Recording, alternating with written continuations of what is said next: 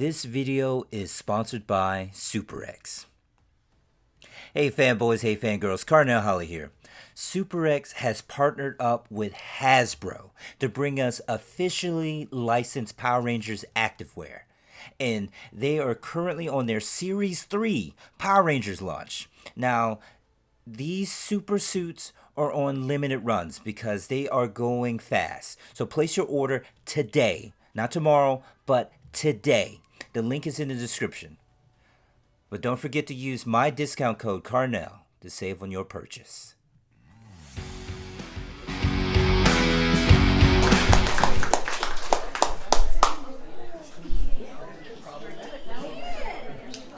Where am I going now? I don't know. Where are you It's going? in the middle. You guys ready for serving? Me? Okay. I'll sit right here. Okay.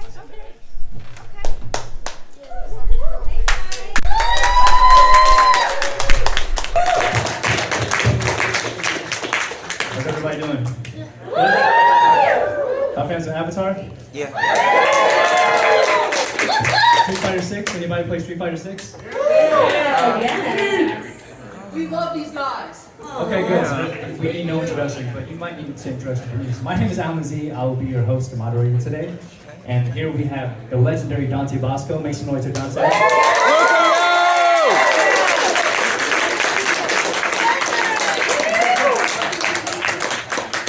Hello, Zuko here.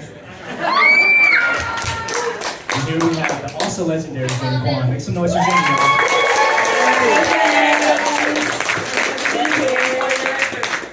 So I think Dante kind of set it off already with a little character warm-up, but I think the fans kind of want to see you guys do maybe some favorite quotes from different shows you've done, if that's cool with you guys. Yeah, I mean, What was yours? anybody have a favorite line? Favorite Zuko line, anybody? What's yours? I got you to sign it yesterday. It's when he said, watch it, skinny. Oh yeah, watch it, skinny. That's one I never signed. That's pretty Yeah. good. Probably my favorite line is, why am I so bad at being good? So who in the back, what was your favorite line? Who was that, AJ? AJ? What was your favorite line, AJ? I love it. Oh, you little peasant. The Fire Nation Royal family got a problem with peasants, man. I don't know, between me and my sister. Yeah, no, very classist. Yeah, favorite lines, Jenny? Do I have some favorite lines? It might not be the ones that you typically may know Suki may say, but my very naughty lines that I like are, you never told me you made out with a moon spirit. And the other one is, someone reminded me of it today. Oops, wrong tent. There you go. Yeah, of course, I mean, for the Jake Long fans, you gotta remember, it's the Chris, J to the A to the K to the E. I'm the Mac Daddy Dragon of the NYC. You heard?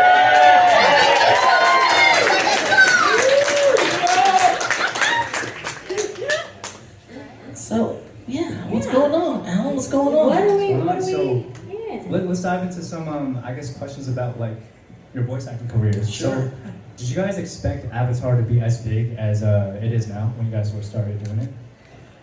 No idea. No. No. Nope. No, I mean, when we first started Avatar, no idea. You know, it was a weird thing when I was first auditioned for Avatar because I was doing Jake Long, the American Dragon. Both, actually, me and May Whitman were both doing that show, and then we got this new show, which was, for Nickelodeon, especially in those days, was obviously known for SpongeBob SquarePants and like Cat Dog and these things. Shout out to the classic Nickelodeon stuff. And then they gave me a script that was this kind of epic adventure, Asian anime inspired characters and, the 4 elements. And I was like, this isn't Nickelodeon at all. Like, what is this? And so part of me was like, this is never even gonna make it on the air, let alone, become this kind of phenomenal hit. And it was dealing with all these wild and heavy topics in this really way, like from like the second episode talking about the genocide of one of the groups to obviously with Light stuff. abuse, parental abuse of Zuko and all this kind of things. And I was like, how is this gonna air on Nickelodeon? But it really surprised me. Yeah. I mean, this is jumping around, but it's funny because I know Dante, you and Olivia, they were doing cons pre-internet sensation, right? And so then here comes COVID, right? And all of a sudden, all my friends started texting me, and they're like, Jenny, Avatar is on Netflix. I'm like, amazing, awesome. And so they're like, have you seen it? I'm like, no. So then I go in, and I'm doing this job. I don't even remember what it's for. And the director used to work at Nickelodeon, and he was like, so, Jenny, how does it feel to be on the #1 show on Netflix? I'm like, what are you talking about? He was like, Avatar. I'm like, oh. And I said, maybe I should post about it. He's like, I don't think they need any help. And I was like, okay, whoops. Okay, I don't know. But like, that's how I really started to see we got very lucky that it had this resurgence. And I mean, here we are today. So, make some noise. So being that you guys have, done the con scene for a while, have you had any like memorable fan interactions that you want to share with the crowd? I've had all kinds of crazy. No, I've been doing cons for a while. Like Jenny said, I started before. I don't know. I kind of got actually Azula Grey Delisle is the one who started me doing cons a bunch of years ago, and she was like, "You gotta go to these cons." And at that point, Comic-Con had not really become what it's become, which is I was just out there. But as I've been around the scene, like the better part of the last probably 15 years, I really got to see the con scene grow and been a part of the community, the worldwide community over the last 15 years. And it really is a community of different community. It's a community of different fandoms and communities that all kind of intersect throughout the world. As far as memorable experiences, there's been so many from emotional stories, how certain things that have had good fortune to be a part of, how they've touched people's lives. But I was there during, proposals, as a Fire Lord overlooking couples. That was very cool. I remember. That happened last week in Rhode Island. Did it? You were down a few, and we were like, ugh. And she's like, do you know I'm 15? She's like, it's a promise ring, it's a promise ring. And all of us were like, it's a promise ring, it's a promise ring, okay. I met some crazy ones. I remember that, and then I remember that I saw him at the bar later on, about a round of drinks for everybody. We kind of got turned up a little bit. That was pretty fun. I remember there's many times I've signed body parts and tattoos happening on the body, which is crazy. One of my favorite times, I did this crazy convention that's like I forget the name of it, but it was like in a resort where it was like kind of like a water park and stuff like that. Anyhow, was it Colossal? It was one of the Colossals. So I was doing Colossal Con, and I roll up into my panel, and there's like a big panel room, and it's packed, and they're like, and your panel's 2 hours. I said, what? They said, your panel's 2 hours. I'm like, with who? They're like, just you. And I'm like, what? And so the panel's 2 hours. So I'm tripping. Not tripping, I'm just like, this is gonna be not great for me. But no, it's cool. What happened was Colossal, if you haven't been to Colossal, it's kind of like you're in this resort, and it's kind of like you're on a cruise, but you're not, you're just in the forest somewhere. And so fans start buying me drinks because there's also like a bar there. And so they're sending me up drinks. So I'll start getting a little loose, and then I got hungry, like the first half hour, and then I was like, who's hungry?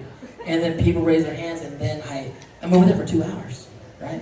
So then I ordered Domino's delivers in 30 minutes. So I ordered like a bunch of pizzas. I ordered like 10 or 15 pizzas, and then we had a pizza party. Like I brought the food and they brought the drinks, and then we got loose one time for a 2 hour hangout. That's great. That's the best. That was one of the best stories. About you, any great stories? I don't have any great stories, but I don't see this person here, but literally, that's really fun. Okay.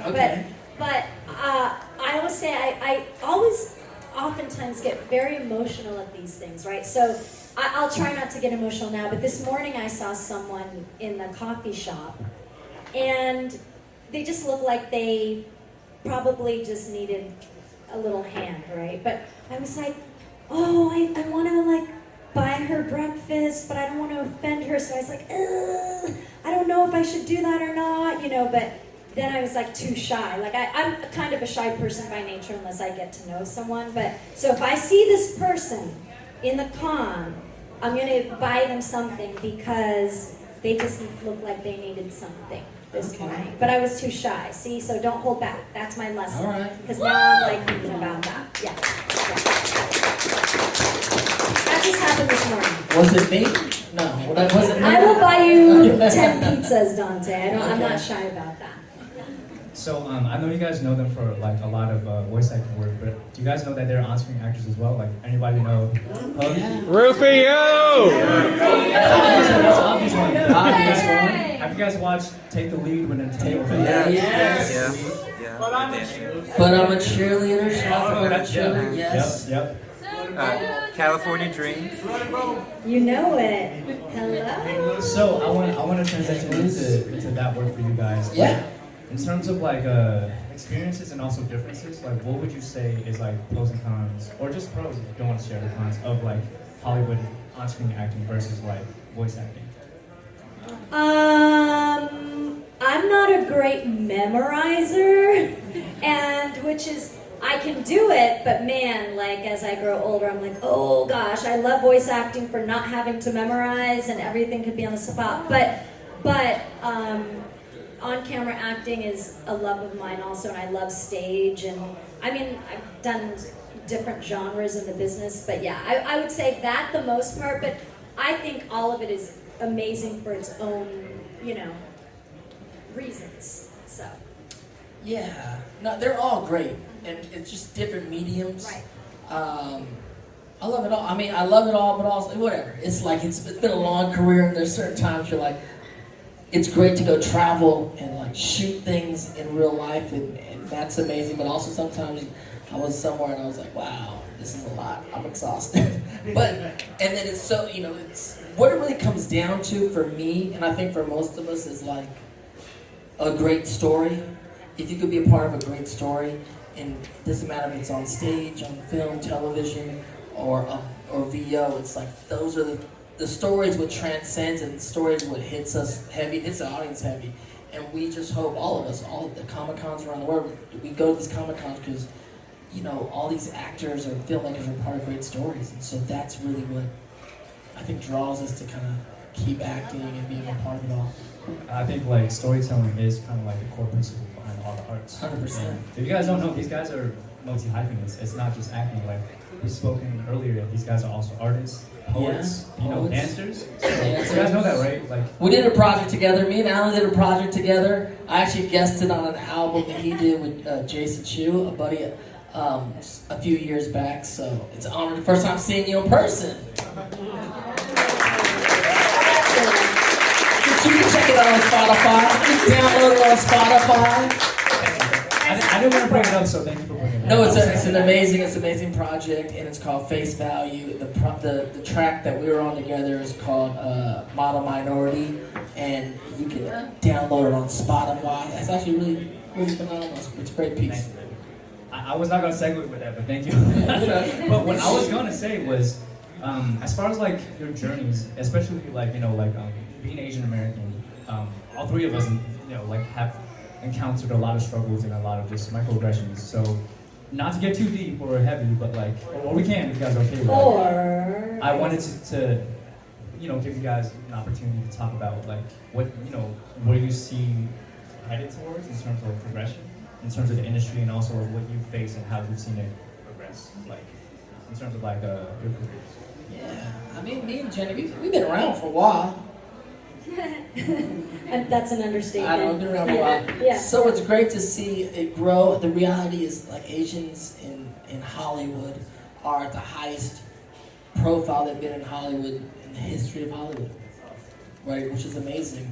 And our careers are just little steps in the ladder that kind of help that along. And it's great to be a part of that because we've all risen together over the last bunch of years. There's more work to be done. There's more stories to be told, of course. But it's we're both Filipino. So it's fascinating coming to Hollywood around the same time in the 80s. and coming to town where no one even knew what a Filipino was. That's why I had to change my name, right? Right.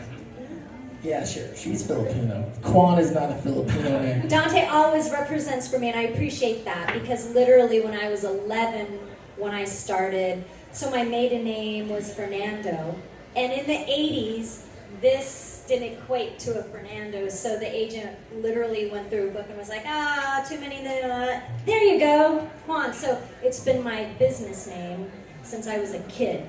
And these days, it was funny, I went to my relative's house last night, but these days, my cousin's wife was like, that would never fly today. And I said, yeah, it probably wouldn't, you know? But that's okay, you know, because I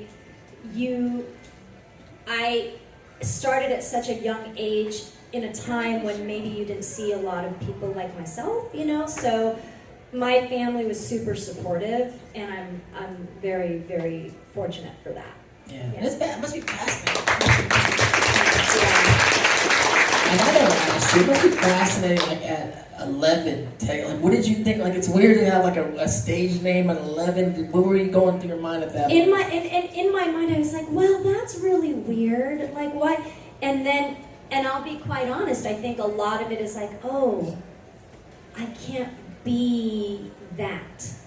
And a lot of people ask me too, because when I got on California Dreams, I used to get fan mail, right? More fan mail in the actual mail, where people would write and say, hey, you know, like I've never seen anybody like who looks like me on TV. It makes me emotional actually. And at the time, because here's the thing, I was on a show that basically was somewhat diverse, which I feel very lucky about that. But in actuality, I was like, oh my God, I hope that like I keep this job and I don't want to be different.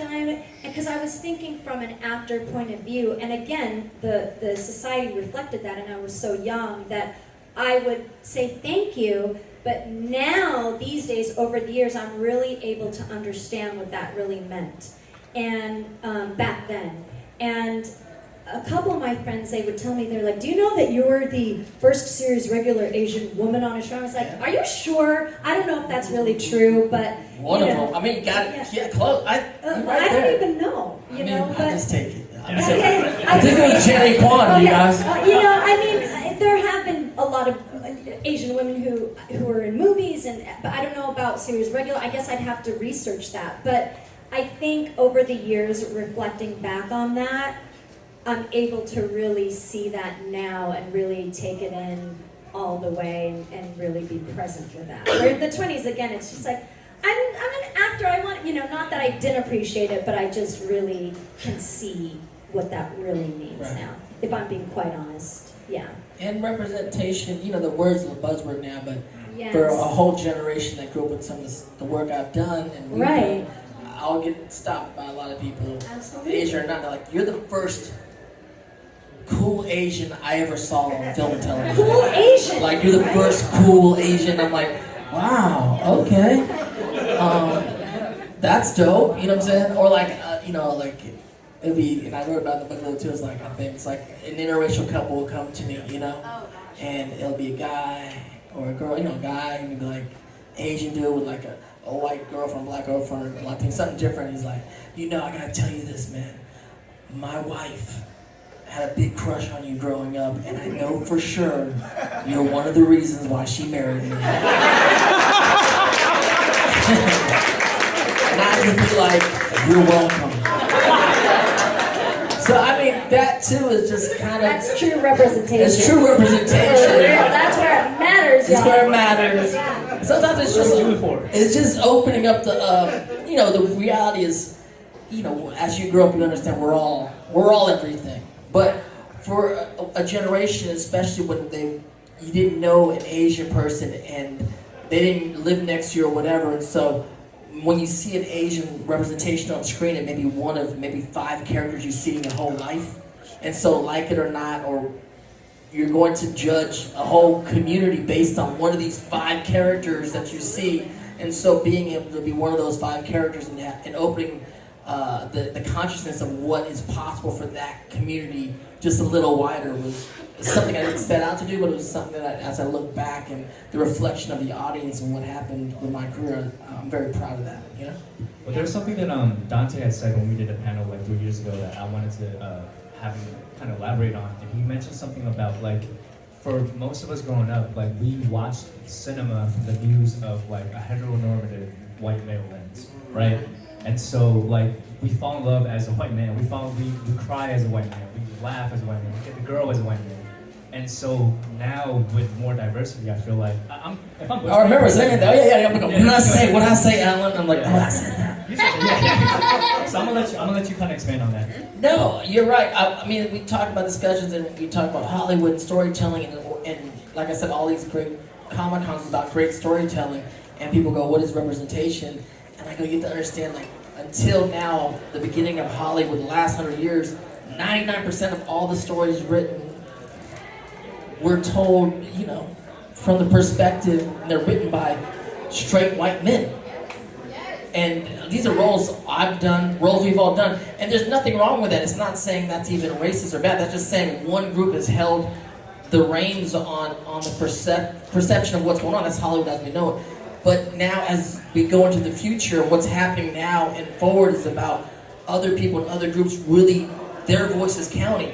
And it's about art to conversation, right? And so, of course, many minority groups felt some type of way about being represented in those stories. But in the future, it's us telling our stories because no one knows our stories like we know. And Like the movie you wrote. Yeah, like the movie I wrote, Fabulous Yes. Filipino Brothers. Definitely. Thank you. Which, you know you've made it when your movie is on the airplane. Yeah, there you go. I also watched it. Congrats. Yeah. So the good thing is, in the future, it's like there's more voices being represented, and the conversation of art's going back and forth. So that's really, I think, where we're heading, which is a more healthier place to be, and really also just the forward of Hollywood and things like Parasite winning the Oscar and Everything Everywhere All at Once, and just having that conversation through art, and that's where I'm happy where we're going. There's something that Jennie said I wanted to touch on too. When you said that when you were younger, like you were a little afraid to kind of set boundaries for yourself as an actor because you just wanted a job. And I think as artists, we're just typically all people pleasers. We're just like, please like me. Like, so for you guys, like, what was kind of like the point where you're just like, I'm going to take back ownership of like myself, my identity, and not let people dictate what roles I should get and what roles don't suit me? You know, I think that's a process. And I think, again, as Dante was speaking about that, it's been interesting. You know, what I think is actually really beautiful is that the internet and things like streaming and as much as you might think it's like too much, there has been more room, like we're saying, for people to create content.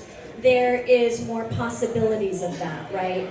And so as I've aged and really, you know, you think your career is going to go one way, but you never know how it's going to go. But I think just as I've grown older and really just seen what the potential is, it's given me more freedom to also do my own creating. It might not look like someone else's, but you know, when you're young, and again, in my instance, I was just like thinking of it from the point of view as, I think, an actor who is a woman, who is in it was just true, like a male-based, like you're saying, like writing. I was just like, I just want to know where I fit in. And now it's like, well, listen, if I don't fit in here, I may as well just create it myself. Right.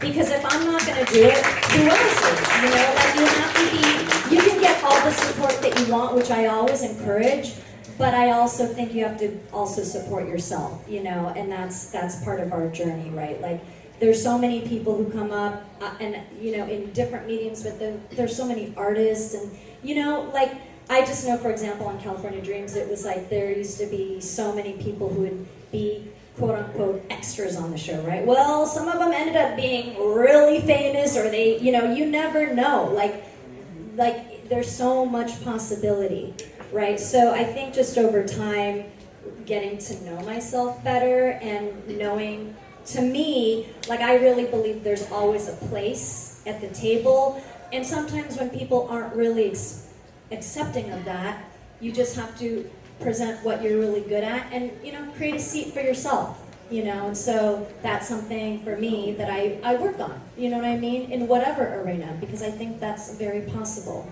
so. Yes.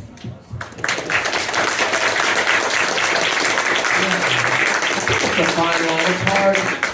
And again, being who we are, being Filipino is a very ethnically ambiguous kind of Asian even. It's like we're like Asian, Latino, brown skin. Like we didn't. And Hollywood's all about putting you in categories. A box. Boxes. Especially back in the day. And even now, it's all about casting. Yeah. And again, you can say it's racist or this, but it's really casting. They're trying to figure out what it is and what you can deliver with. But when you talk about boundaries and what you can do, what you cannot do, my whole career, it's also people want to cast exactly right, but I'm like, we're trying to figure it out because I'm like, if I had to wait to play a Filipino role, I would have never had a career. Part of my career was always about, trying to steal a role from a white kid or trying to steal a role from a black kid or trying to steal a role from a Latino kid. And the reality about Hollywood is whether you're black, white, Asian, Latino, male, female, gay, straight, trans, it's a hard business. Like it's not really built to win. We're all fortunate to do any work, so to overcome that and to break through is a blessing. And what I found ultimately, one director said, he said to Dante, you're gonna do some great things, especially for your community. I go, why? He goes, because we see you before we see like your ethnicity. I said, what? He goes, we see you, like we see Dante. And I was a young kid, and it reminded me, or it taught me a lesson. I try to talk to young actors, and I go, look, you gotta get your skills up, you have to do your training, you gotta get lucky, but the better you get, the luckier you get. But what you can't ever forget is, you come to this town, there's gonna be people prettier than you, handsomer than you, more talented than you. Everything you think you are, there's someone better than you in this town. But the only thing that you have that they don't have is you. And you cannot lose yourself. So if you can actually bring yourself, when this director told me, like, we see you. And I go, that's the thing, that's the courage to reveal yourself. If you have the courage to reveal yourself and you can play the character where you and the character intersect, that's the true place to play it. And whether you get the job or not, like that's what you're supposed to play. And then you start to see it, and then I think that's the thing to help transcend people. So transcend stories. There's so much audience out there when we talk, and they're like, they talk to me like they know me. And I guess that you do kind of, you know what I'm saying? Because there's certain things and certain roles I've done where I'm there. I'm like Dante's in there. And so it's great to have these conversations and again to be part of these communities and talking. So that's the boundary. It's like you're putting yourself, you and the characters, a little bit of you and the character, a little bit of the character and you, and then when it connects to the audience, like they're connecting to you. And if I can interrupt there, I think that's so beautiful because the thing is, a lot of the times, right, we're human, it's like, oh, I don't want people to see that part of me or whatever, but what Dante's saying is he's just had the courage to show who he is. And that's why you guys all relate to, like, when you walk down the street with Dante, people are like, oh, Dante, blah, blah. Like, it's unreal, right? Because he's just being himself, right? And so I remember that there's this quote that one of my acting teachers said, it's artists reveal what others want to conceal. Right? And so I can't take credit for that. It was Carol. Jennie Kwan said that. No. But I'm just, I remember that all the time, but that's what it is. It's like, so when people say, they have an essence, this is Dante. What you, like, that's why people gravitate towards him because he is sharing who he is, part of himself with everybody freely, right? To a certain degree, right? And so I think that's a thing for all of us is like, how do we share these gifts that we have, right? And be ourselves and not be afraid to just really, it sounds so cliche, but be yourself. That's what it is, because people want to gravitate towards these special things that we all have to offer, right? Because it is very unique to each person. So I think, to just kind of reflect on that. Say that again, what did you say? What did you say? Say it one time. I think Reveal something. What's up? Artists reveal what others want to conceal. There you go. She just made that up, guys. I did, I swear. But it's all those actors in the movies that were like, oh my God, or when we cry in songs where it's just like, I'm gonna cry at that. There's something that artist has just really just let down and really was present about that. So that's what we connect with. That's at least what I think we connect with. So, like, to reiterate, like, would you say that, like, the X factor that people say that some stars have is really just their ability to be vulnerable? I think so. I mean, some people just have it. Right. You know what I mean? And I think, get out of here. I'm serious. The other thing is it's like again, with the fan base and like with the community of Comic-Con, I've learned so much through the years because it's like, there's some people like, I follow you on this, and then you're like, no, I follow you. They're like, what? Like, no, it's a conversation, it's an engagement. And what I realized and I've come to learn, and being a fan of myself, of so many other filmmakers and artists, is we're fans of, we're only fans of certain people and certain things because it's a reflection of ourselves. That's really beautiful. I mean, it's real. Like, you think it's something else, but you're only fans because it's a reflection of you. And so he just made that up, so yeah. So like, again, like, don't forget you in the we can never forget ourselves in this communication, in this engagement, in this it's this relationship, really, So tying it back to Avatar, in terms of the con community, like, were you guys kind of surprised to see like something that was so Asian inspired become this global thing? Like, because like there's so many elements in that show where it's like you would think it's set up to fail. It's just like, oh, this is like Ni Hao Taiwan, but it's not, because it's so deep and so many like it's such a nuanced show. Like, did you guys feel like kind of blown away by the fact that like something so rooted in Asian culture? I mean, it's the anime gateway drug. For sure. It's the show that just launched like just a whole generation. It really was crazy because it's even with Comic-Con, like we say we're Asian American, and there's like a lot of us were like trying to fight who we are and where our voice is at, and I always try, even when I talk to Asian American clubs around the world for the country, I was always like, listen, even though we have work to do, you gotta see where we scale. They're like, what does that mean? I go, as Asians, like every cooking show, there's an Asian winning every cooking show. I'm like, okay. I did not win worst cooks of the year, by the way. I thought I was on the track. Sorry. I was like in the e-gaming world, Asians are like pro e-gamers, like African Americans in the NBA. Like, really? I'm like, yeah, I've been to League of Legends championships where these kids are just superstars. And I said, in Comic-Con, you go to San Diego Comic-Con, right? And you're like, it's the biggest con in the world. And it says the biggest convention for the modern arts. And when you go to the Comic-Con world, it's the only kind of like world community where like everyone knows Asian stuff. Asian stuff is at the highest tier of all of the art here. It's the only kind of community where everyone is trying to be a little more Asian.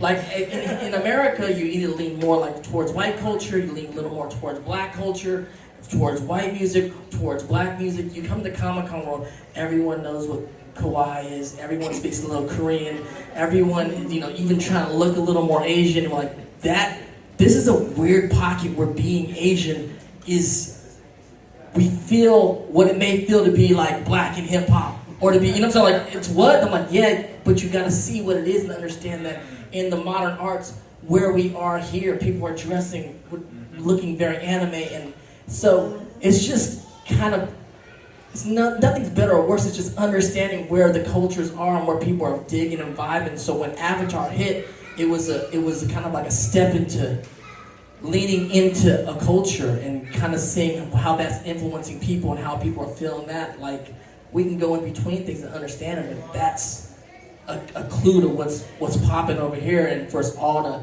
we can experience that in the same way. I think what he's trying to say is Avatar ended racism. Avatar is just, I'll tell you real talk. I was at New York Comic Con, right?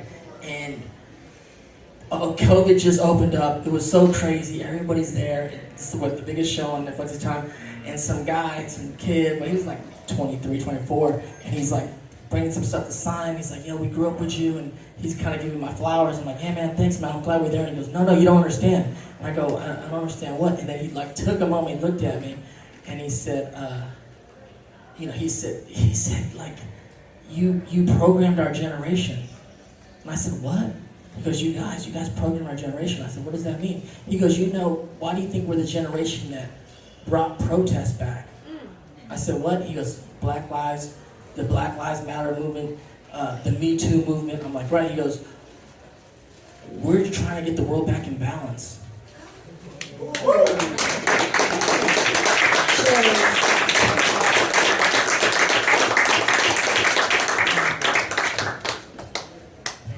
Man, I'm so deep. I had like process it. Do you, so like when you do these cons and you, like you said, like it feels like a gateway into like Asian culture. Like, do you feel like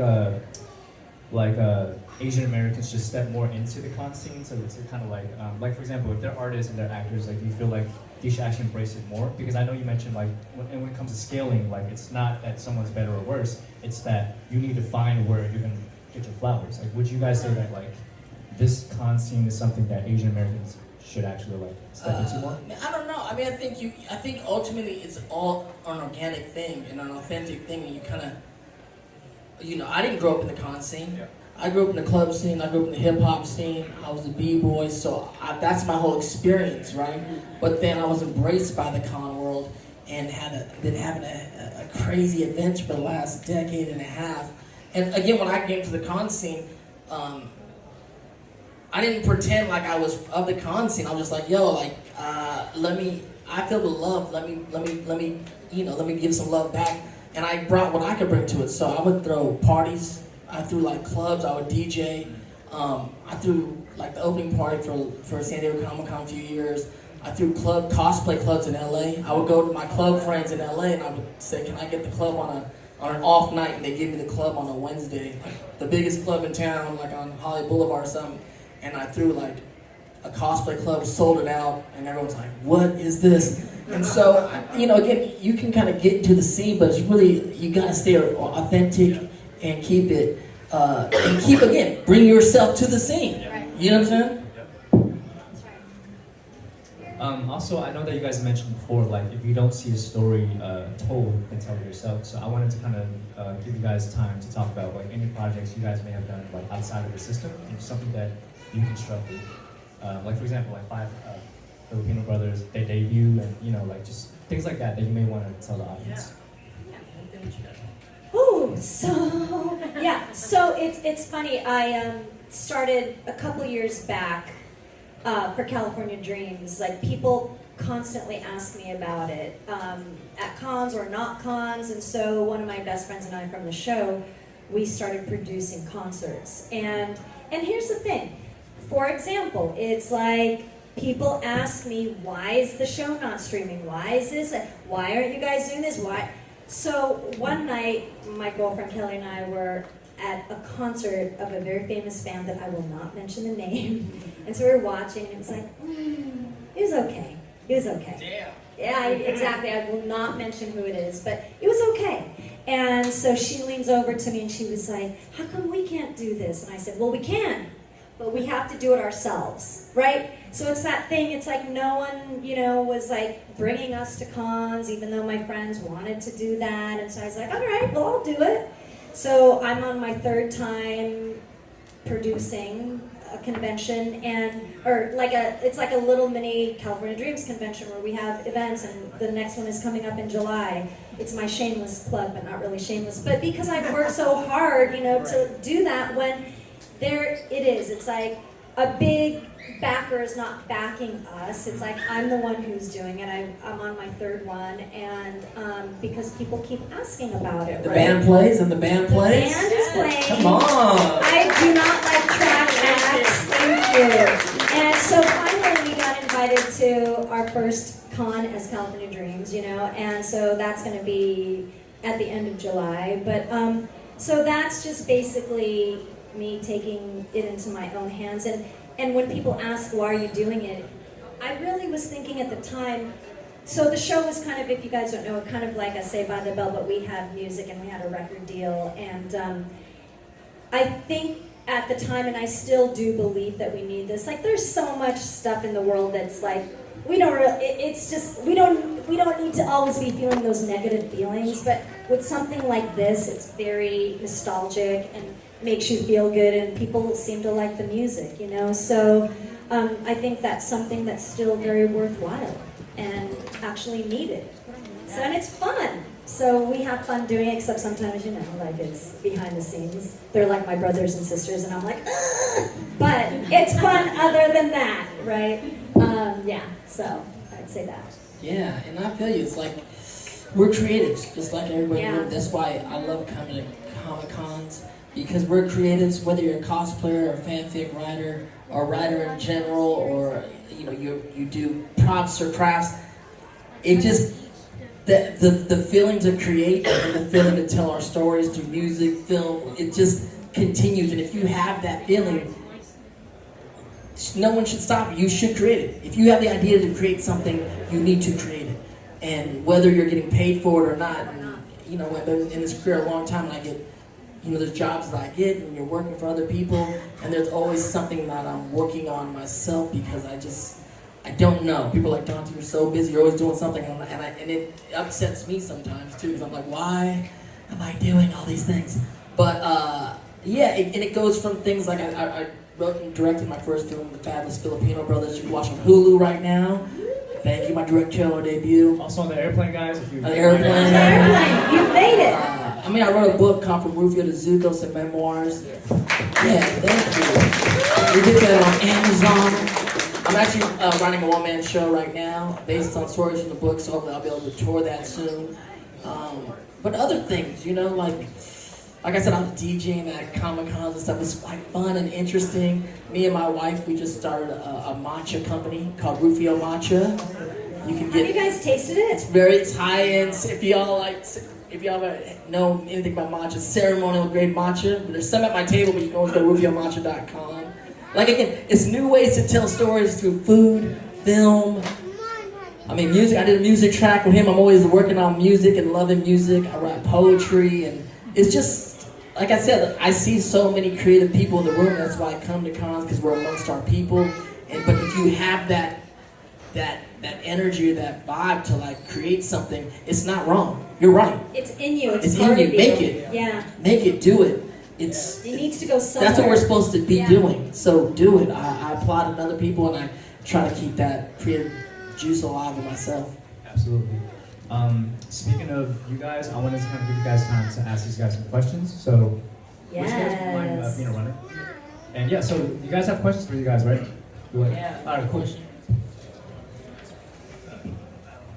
I don't know what I'm doing. I got this one mic, and I'm going to hold this on. You're creative. Hi. Hi. Hello. I had a question for Zuko. How long have you ever done like your voice impressions? Like how long have you been like keeping it up? I just, I'm fortunate as a voice actor to do like one voice. It's my voice. I'm a lucky son of a gun. You know, I tripped into the world of voice acting, and I just acted like there was a camera in the room, but there was only a microphone. And I just kept going. So I'm lucky that I don't have to really kind of do a lot of voices. I just get to do my voice, and if they like that voice, they hire me, and I'm thankful. So I've been doing my voice my whole life. Well, you're the cool voice actor I've ever met. Questions? Rufio. Question, how was it working with Robin Williams? And Robin Williams, rest in peace. He's one of the greatest ever to do it. He was phenomenal. He was everything, man. He was the genie from Aladdin. I tell you, he was magical, funny, witty, just the life of the whole set and crew, you know. He kept the morale of the whole crew going for the whole year he shot. But at the same token, on the flip side, I'd be able to hang out with him and have quiet conversations with him, and we talked a lot about poetry. Because I was a big fan of Dead Poet Society, and so we had epic conversations about his favorite poems and poets and mine, and he was very supportive of me being a poet, so I love that guy forever. Rest in peace, Robin Williams. Who's like working with Spielberg? Spielberg, he's a guy. Look, you gotta understand, you guys, when I was 15, I did the movie Hook. I see Captain Hook in the back. Capitan Hook in the back. When you know, I worked with Steven Spielberg at the height of his powers, arguably the greatest greatest director of his time, maybe, you know, top 5 of all time, right? And then you got Dustin Hoffman, who's one of the greatest character actors of all time. It's definitely Mount Rushmore of his time. I'm like Pacino, De Niro, Hoffman, Nicholson, like, you know what I'm saying? And then you got Robin Williams, is probably the most unique actor brought improv to films. Like, these are gods. Like, we're all creatives and we're artists, and whether you do music, film, whatever you're doing, when you look at these guys, I would show up on my days off to watch these guys work. Literally just sit. I'm not working, but I got a badge. I get on the set. And so if you're within, you guys as creators, if you have the good fortune or wherewithal to be in the presence of greatness, show up. I would just show up and watch them work because I didn't know what was gonna be, but I'm like 15, like I gotta watch these guys because they're gods. And it would be the equivalent of being able to watch Picasso paint a stroke, or to be in a symphony hall to see like Mozart conduct. That's who these guys are. So if you ever get in the presence of greatness, like just go, show up, check it out. Hopefully a little bit of fairy dust will just, get sprinkled on you. Yay! Much love. Thank you so much. What do you guys think of the new Avatar live action? What do you think, Jenny? I actually think it's hard, right? That when you are recreating something after an original that is so beloved, right? And everybody has their own opinion. For me, I think that when I think of it as kind of like a standalone, I wasn't really comparing it too much, but I think they did a really beautiful job. I think that, it's hard. Like, they're trying to tell the story with different direction and keep homage to the original. I think Suki did a badass job. Hey! But, Zuko was pretty good oh, too. yeah? Dallas was pretty good. I like Dallas. Yeah. I definitely, but I think that they did a really great job, and there's a reason why they got picked up for 2 and 3, right? Yeah. So, but it's interesting to just kind of hear the different opinions that the fandom has, because, and we're lucky though, because there's so much love for Avatar, right? But it feels kind of like a passing of the baton, to the next generation that keeps the Avatar world alive and will keep continuing to go. It's different. It's great. I thought it was different, but it was very cool to see things come alive. I had early conversations with Dallas Liu before he started shooting. As just a young actor, he reached out, which I love. Smart. Very smart, and he's a good kid. So we had a lot of great conversations about the character arc and the redemption arc of Zuko, and just reminding him, like, don't play the end now. Just, you got a ponytail right now. Don't worry about what's going to happen later on. So it was really cool to see that and have other friends in the show. I mean, me and Jack and Michaela, Sokka and Toph from the animated show, we got to go to the premiere, and it was great to see all the bending and just the world take place, come alive, really. And then it was really fun because, young actors have a lot of respect for you and respect for the voice cast, which was really cool. So then all of a sudden, all the young actors started coming up and introducing themselves. And they're like, I'm May, I play Ty Lee. It was just kind of funny, kind of seeing her. I play Suki. You're like, oh damn, well, what's up, everybody? But it was just cool to see all, because the cast to me are my friends, and then to see like the little versions of themselves coming up, and I'm like, okay, you think you Ty Lee? All right, let's see. So it's exciting. I'm having a good time seeing the new generation. Hi, I have a question for Dante. Hey, what's up, Angie? Right, Angie? Yes. What's poppin'? I wanted to ask about the American Dragon, Jake Paul. Yeah, what you want to talk about? So besides Jake, what was your other favorite character? And Jake Long? Yes. I mean, Food Dog was great because I like John DiMaggio. Working with him is always great. He has great grandpa too. But I mean, I don't know my favorite, but some of my memorable stuff with that show was the Dark Dragon, and just it's so weird how things in life and the things you're working on can kind of cross paths. During that same time when I was shooting it, recording that, I had like this big dark dragon in my life that I had to confront like the same week. Like I remember like doing the gig and like reading the lines and like, wow, I really gotta face my fears like Jake, like this week. And it was weird like when you're doing it and it's like teaching you a lesson in the moment. I was shook at the time. I was like, damn, I can't believe this. But I love that.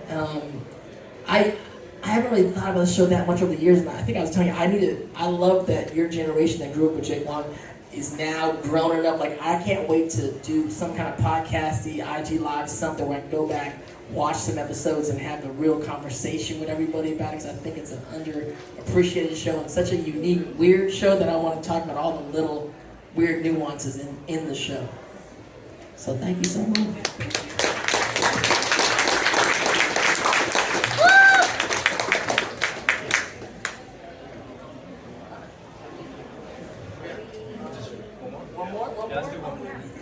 Let's do one more. Well, actually, I think you wasted 12 months. No, I'm saying go first. Oh, we do one and one, yeah. I see Preston back there. I see Preston back there. Hey, what's going on, guys? Hey. This is like a two-parter kind of. Okay. It's like a statement/question. Rock with it. So the statement is just, so I have two older sisters, and they're both from Latin American origin. Right. Same mom, different dads. Okay. So like I kind of understand where you were going with everything you were saying earlier. And I definitely just wanted to say that with your quote that you usually sign, you say, I may be a warrior, but I'm also a girl too. I think that that's definitely something that you could use as an analogy for you're not just Latin American, but you're also you. You're also who you are. 100%. Definitely just wanted to say that your character and the way you said how you had to change your name, do everything, you definitely do represent Suki and definitely represent yourself, and I appreciate it.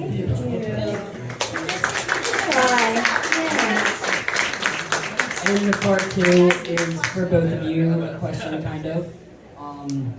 So I know that you also do the podcast with Jennie Kwan and Flower Sir as well. And you do all this work with Michaela and with Saki's voice actor and these other people. What I wanted to know is, could we possibly see them, either of them, coming to this con or another Rangerstop in the future, if you could put in a word? Or why we don't see Aang, and if we could possibly get his voice actor to it. Yeah. We see Aang every now and then. I got to convince him to come out a few things. I got to go find him. He's the Avatar. He's slippery.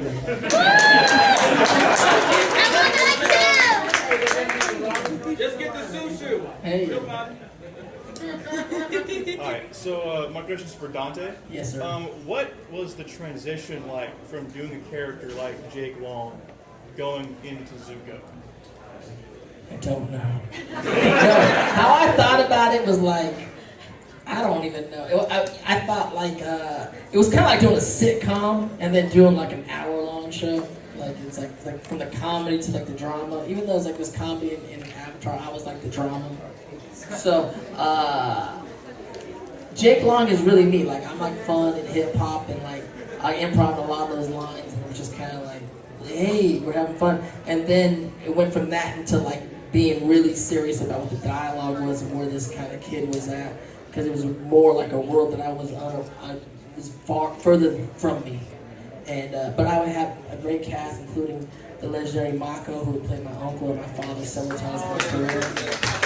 So great to be there with him and have those moments. You know. Yep, that's a wrap. That's a wrap. Thank you guys so much. Jennie Kwan.